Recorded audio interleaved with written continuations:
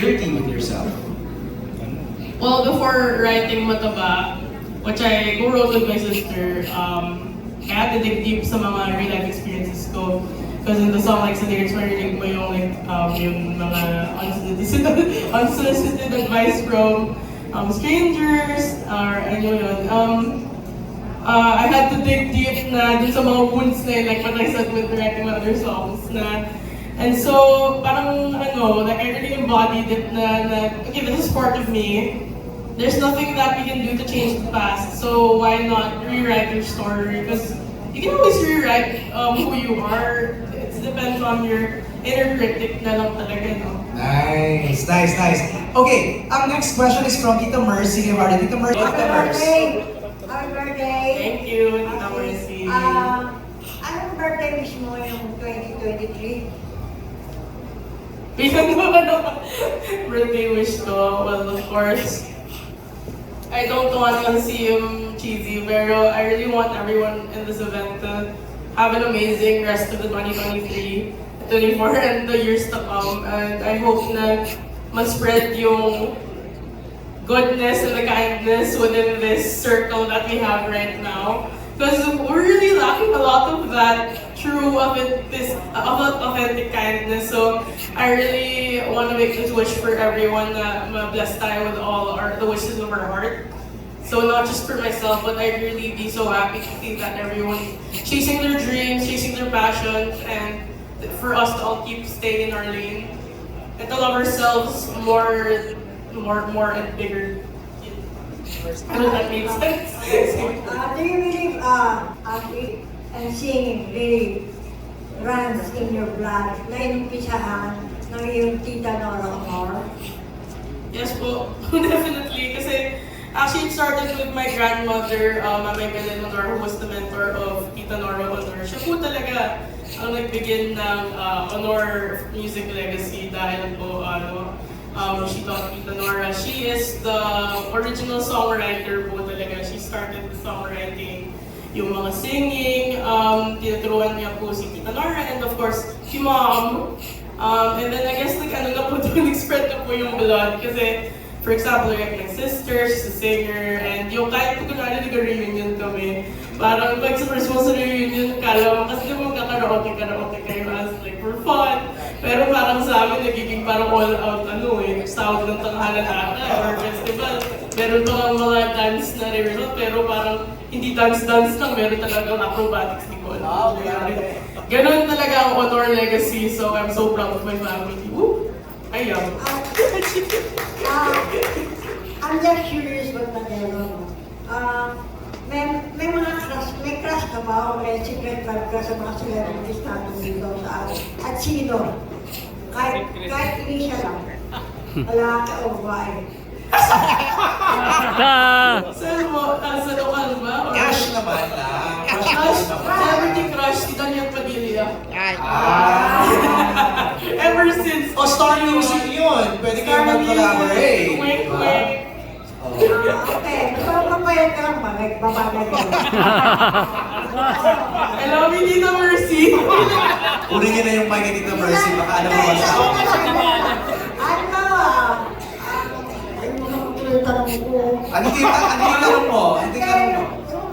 Ano hindi naman, ayaw ko ma-open ka o ano. Wala malaman. Natapos niyo. What gender you really belong? Be wrong with being fat. Alam mo, ano yan? Medyo personal question ni Tita Mercy. It's not something that we just announce. Bakit sinabi ko naman Daniel Padilla, so babae ka nga. You can never assume, Tita Mercy, wag mo nang pilitin. Mercy talaga. Kasi yan dapat, dapat yan, si Cool Cat Ash ang nagsasabi niya in her own, his time. Diba? Own his 26. Ako na yung sumasagot talaga. 26, Tita Mercy. Okay, maraming salamat. I really love your Oh, hello, dear come. congratulations and happy birthday. I really love your music because it's so now and it's so empowering. Taray! Anong favorite song mo, Bix? Weird. I'm Ah. Okay. Pero ano, ikaw, how do you handle rejections? In what type of way po? Like in your dreams, sa parang abot ng pangarap mo, nakaranas ka naman ng mga rejections.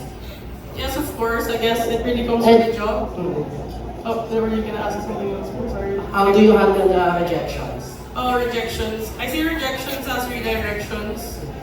Dahil po, for example, like, hindi nag-work out yung isang project, bigla na lang, like, magdadasal ako obviously kasi nga, I feel bad. Bigla na lang hindi mo na-expect na biglang may better pala na plan si God. Bigla na lang mag-show up. Actually, one time, for example, like, na-reject ako or like, hindi na ako naka-hear back from a project na super umasa na ako. And then, bigla na nakakuha ko ng text, oh, you're invited to do this. Oh, and already, ayun pala nakuha ko na sa project na to. And I was like, oh, okay. So, meron pala talaga replacement, always the better. So, I never looked at rejections na masama kasi palaging may better replacement si God. Hindi ako No, I like it. I like that mindset. Very positive. Yes. Yeah. Redirection. Correct. Ikaw ba dumating naman sa punto na nakapektuhan ng isang basher? Yes, all the time. But I used to read comments, but I'm never gonna read comments again. Kasi nga, especially for myself mataba, inisip ng people na I'm promoting obesity, which is totally the wrong message. Like, I get obesity is something that's not healthy at all. But it's really not about just like, okay, sige, mag-obese ka na, accept that your health is like this and do nothing about it. It's not really that. Yung think mo nga na, for example, you're working on yourself already and let's say you're in the bigger side. Tapos parang lalo na nawawalan ka ng loob mag-improve ng self mo pag kunwari sinubihan ka naman, tama mo rin, ayun pala, that person's already dieting to the max, nag-exercise na to the max, tapos parang ano ba yan, kahit sa sobrang try ako mag-improve ng self ko, naman nasabihan pa rin ako. So, I guess sa sarili mo na lang talaga na how you're gonna take it from that person. And if you're gonna take it badly, or I guess like conversation starter lang ba nila yun. Tsaka Maria, ang talent has no gender. True. Diba? That's one thing that we have realized now. Yes. No size. Biggs, meron ba? Yes, last na lang. Do you see yourself umaarte? Ay, nice question. Kasi si Nora Honor, di ba? Ang galing mo na. Sa akin naman parang nagpapatawa ka kanina. Yes. Is that something that you're considering? Yes! Oh! So, yes, actually, hello Star News. I really want to get into comedy action. Oh. Kasi- Comedy, wait. Comedy action? Yes, yung mga parang sa, I guess yung mga movies ni, yung pinagpapatawan lang sila ni Kevin Hart or ni Jackie Chan. Parang yung mga Rush Hour. Yeah, mga rush hour time, ganun. Pero Mga panchito. Except like, I'm a big girl, so it's like, what am I looking at? So, more yan. Interesting. Baka may mga nakikinig dyan, ha? Oh yeah, and fun fact, in the music video, I will be doing some weird action sequences. No way! Probably more on like yung running, like a trip. Ganun, so I got an idea from that na I like this, I like how Who directed the video? You? Derek Edricks Okay. Sanchez. Wow. Okay, Biggs? Yes, yun lang. Thank you. Sabi ni Miss F, kung isa kang kanta ngayon, anong klaseng kanta ka at ano ang titulo? Wow. Nice. From scratch po, hindi po pwede yung existing songs. Hindi pwedeng existing song? Pwedeng Kahit existing anong song? existing songs. Yung ngayon po nakanta, bawal ko yung song before. Pwede naman. Probably Bohemian Rhapsody by Queen. Kasi yung sobrang Because I learned na fat ka ni Freddie Mercury. Yes, he's my idol. Like, not just sa music, pero the way he breaks it. What's your favorite Queen song? Bohemian Rhapsody. Sample. Ay, ano ba? Sample. Sample ba? Yes. How many lines na? Ako kung makikipagkalang kami sa si Daniel. Kung sasabihin sa'yo ng star music o si Jonathan Manalo, sige magkulat kayo, mag-compose ka ng song na kasama si Daniel. Anong title ng song at anong klase ng kanta? Or agad bagay mo. Meron ka na bang song? Naisip. Oo. Pwede naman since he's doing yung parang medyo rock stuff, diba? Baka ballad na rock, maganda yung that would be pretty cool na do it. Right. Ballad na rock. Anong title? Ay, nahihirapan bigla-bigla, di ba? Hindi ko po alam eh. Oo. Wala pa. Katniel. Ay, Narration ng Katniel. How they fought their How love. they found each other. Diba? Di ba sabi mo rin, paborito mo rin si Sampaguita. May Yes. plano na may revive ng isa sa mga kanta niya. Like Laguna, gano'n. Panahon na, gano'n. Taray. Si Sampaguita, di ba sabi mo paborito mo? Yes po. Artista yun. May plano ka rin may revive ng isa sa mga kanta niya. Yung favorite ko po na kanta niya. May plano ka May rin revive na kanta niya po. Meron po ako siya actually. This is Star Music YouTube channel. Kinover ko po. Ni-revive ko po yung kanta niya, which is Bonggahan. Tapos medyo ginawa ko po siyang Panahon. mas edgy na rock po. Medyo ginawa ko po siyang Sample mo nga, kasi doon ka rin pakinggan eh. hindi ko na maalala. Parang ginawa yung balik na. Pero nasa YouTube channel. Sa YouTube mo yan. Kaya wala akong data ngayon. Uwi mo ng bahay. Eh, kung kailan mo nalaman na isa kang rockista, yung mga songs mo yung pang-rock-rockan.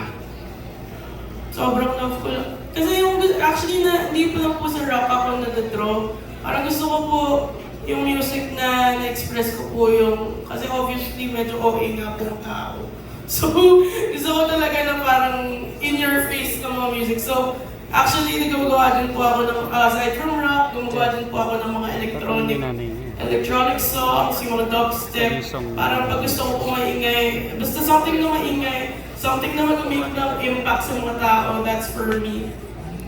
Kung magko-compose ka naman, kasi composer ka, para sa mami mo kay Miss Lala, anong kanta? Kasi nakakakanta pa na siya, ngayon, di ba? Dalagin din siya eh. Ano po? Collaboration sila. Diba, pag-vocal kayo ng mama mo, anong kanta? Iko-compose mo. Compose ko. I love you, mom. Joke. Actually, again, I guess po, a song about, wala akong title eh, kasi ngayon pa lang. Then yung workshopping ng song natin together, Tito Romel. So, probably, probably yung, off my head, something to do with how my mom is my idol. Wow. Kasi talaga yun. She's my ultimate naughty. Okay ka na doon, friend? Sige, thank you very much and happy birthday. Thank you, friend Robert. Sige. Hindi kasi very yung question ko. Doon ka attend ka ng Star Match Ball.